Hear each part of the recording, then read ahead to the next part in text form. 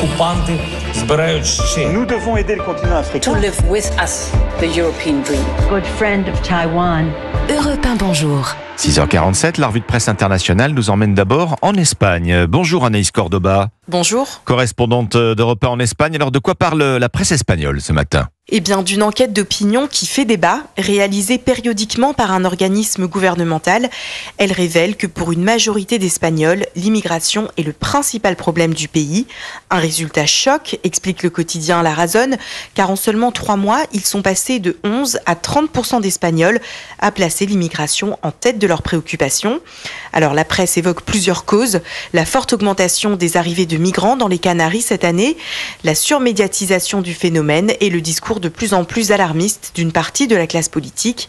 L'Espagne va-t-elle basculer dans la vague anti-immigration européenne, interroge El País, qui révèle que le sondage inquiète au plus haut niveau et que le gouvernement prépare une riposte, l'immigration étant cruciale pour l'économie espagnole.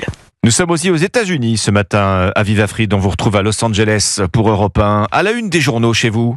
La presse américaine se penche sur un nouveau projet Disney. Le Los Angeles Times rapporte que l'entreprise est en train de construire une ville dans le désert californien qui devrait compter près de 2000 maisons. Prix d'achat minimum estimé $1 million, affirme le quotidien. Le San Francisco Gate rappelle que Walt Disney aimait se ressourcer dans le désert dont il appréciait la sérénité.